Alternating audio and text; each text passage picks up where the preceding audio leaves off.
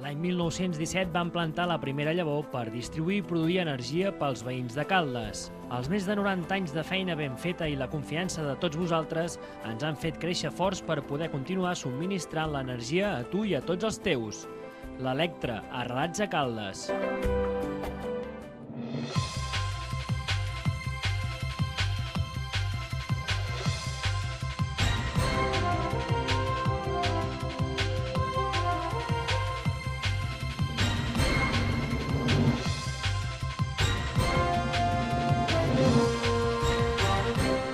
Bona nit i benvinguts al Redacció Vallès Oriental d'aquest dilluns. La Fira de Sant Isidre de Cardedeu s'ha escapat de la pluja i, trencada la dita, milers de persones s'han llançat al carrer per visitar-la.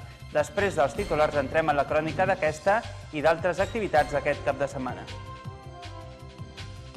La Fira de Sant Isidre de Cardedeu ha tornat a demostrar aquest cap de setmana que es tracta d'un dels esdeveniments ramaders més consolidats del territori.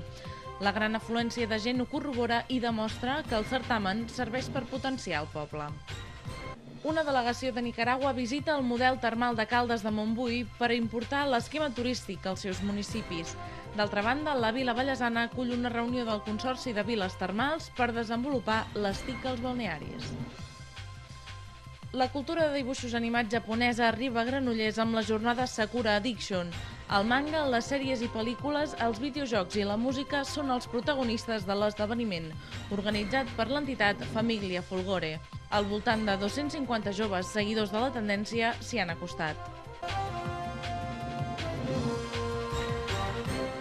La Fira de Sant Isidre de Cardedeu ha arribat avui al final de la seva 27a edició. Ficart ha tornat a demostrar un any més que és un dels esdeveniments ramaders més consolidats del territori i ho ha fet amb un gran nombre d'assistents, de bestiar i de paradistes. A més, consolida un dels seus objectius, potenciar el comerç ramader i també el poble, la vila de Cardedeu. Aquesta edició de la Fira de Sant Isidre de Cardedeu, la popular frase "per Sant Isidre toca ploure" no l'ha encertada. Afortunadament, el sol ha lluït durant la major part de les hores de la fira i això ha convidat a que la gent es passés. Els assistents han gaudit de sol, natura, bestiar, exhibicions, concursos i desfilades d'animals i també parades de menjars típics del territori. Para los animales y me gusta mucho todo. Sí, sí. A mí de siempre, yo vivía en Badalona y veníamos aquí cuando hacían la feria esta y luego para la paella también hemos venido cada año y traía a mis niños pequeñitos, siempre. I venim a passar el dia i mira, ens han portat aquí a veure aquesta fira i estem aquí a passar el rato fins a l'hora de dinar. Tenim fins a les 2. No pensàvem trobar això i mira, és una novetat per nosaltres. Doncs mira, ara mateix hem entrat per aquí dalt, hem vist les paradetes aquestes que hi ha tan boniques i ara tot això de bestiar, que nos encanta, perquè som mig pagesos i nos encanta tot això.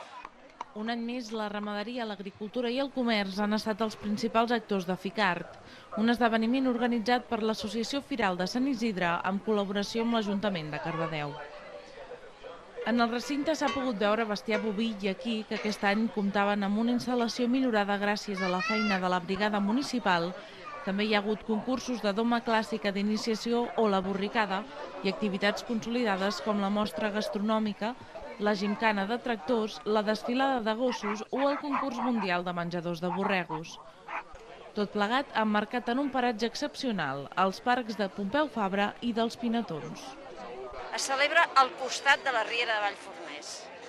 Una riera clara, immaculada, on tu pots trobar diversos peixos o diverses aus que només les trobaràs a llocs on l'aigua sigui molt neta. Vull dir que el paratge de la pròpia fira és únic.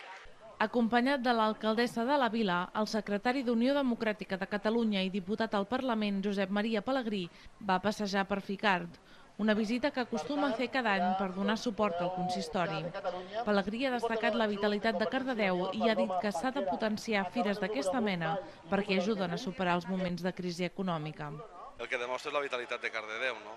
I per tant, home, és satisfactori veure que hi ha gent que, malgrat les dificultats, doncs vol tirar endavant. Hi ha una dita que és que no és tan important no caure com que tu et puguis aixecar, no? Jo crec que la gent de Cardedeu amb aquesta fira el que demostra és que és capaç d'aixecar-se, que és capaç de que, malgrat les dificultats, hi hagi aquesta il·lusió i aquesta valentia, aquesta de les coses que són difícils, que certament a tothom no li deu anar bé, però que l'esforç i que les ganes de ser i les voluntats hi són, i això és molt d'agrair.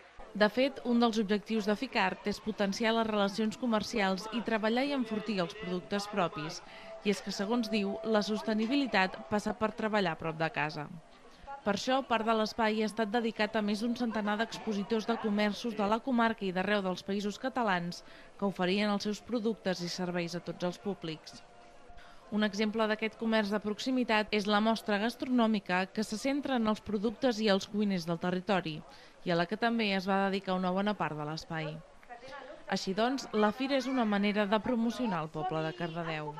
Una de les voluntats és fer conèixer el poble. Aviam, Cardedeu és un poble de 17.000 habitants, 35 quilòmetres de Barcelona, molt ben situat perquè s'hi ubiqui qualsevol empresa que busqui espai i gent ben formada i molt ben situat per viure. Per tant, efectivament, és una promoció del nostre poble. Novament, els organitzadors han posat a l'abast de la gent de Cardedeu el trenet turístic que es passejava pel municipi i acostava a qui ho volgués per la fira, des dels diferents barris. En conjunt, el cost aproximat de la fira gira al voltant de 150.000 euros, un pressupost que s'ha de sumar a l'esforç de moltes entitats i associacions de veïns que voluntàriament treballen cada any per fer possible la Fira de Sant Isidre de Cardedeu. L'aigua termal és un dels atractius turístics de la nostra comarca, tant a la Garriga com a Caldes de Montbui. De fet, una delegació internacional, una delegació de Nicaragua, ha visitat aquests dies Caldes de Montbui per estudiar el seu model turístic. La delegació ha visitat, entre d'altres, el Museu Termàlia, les Termes Romanes i el nucli històric de la vila. Són càrrecs públics de diversos municipis de Nicaragua visitant les Termes Romanes de Caldes de Montbui. El municipi de San Francisco Libre, però també San José, tenen aigües termals i per potenciar aquest atractiu, una delegació del país ha estat aquest divendres al nucli històric de Caldes. Es un lugar interesante, interesantísimo, con un recurso natural muy similar a los que tenemos allá en nuestra región. Es una experiencia que la queremos conocer y agradecemos la invitación que nos ha hecho la municipalidad de acá para ver cómo trabajan las termales, las aguas termales. L'objectiu és promoure el turisme als municipis, però cuidant els elements naturals, ja que la zona nicaragüenca té un entorn de gran valor. Però el projecte que du la delegació a la Vila Termal Catalana va més enllà de l'aproximació a les aigües termals. Inclou també l'aprofundiment en el sistema democràtic, sobretot pel que fa a l'equitat de gènere. Se ha despertado un interés de la mujer de formar parte de la vida pública, de recibir beneficios de las políticas locales, de ostentar cargos, de participar en espacios públicos y bueno, propuestas económicas, de salud, de medio ambiente. O sea, ha sido un proceso muy... La delegació nicaragüenca ha visitat el Prat, Badalona o Barcelona durant tota una setmana. Llavors es tracta de formar la població perquè presenti les seves iniciatives i les seves propostes en el municipi i en els plans de desenvolupament local. A més de visitar les Termes Romanes, la delegació també ha estat al Museu Termàlia, així com als diversos safareigs de Caldes de Montbui. Caldes de Montbui és un referent pel que fa a termalisme. De fet, el seu alcalde, Jordi Soler, presideix el Consorci de Viles Termals, on també hi participa la Garriga, un ens format per aprofundir en els atractius turístics de les viles termals. El termalisme ve de lluny, però continua sent un element de projecció de les viles que gaudeixen de l'aigua termal. Per això, cal continuar posant el sector al dia. Aquest dimecres, un balneari calderí ha estat l'escenari per fer una jornada de treball. L'objectiu ha estat explicar els avantatges d'impulsar les tecnologies en els balnearis.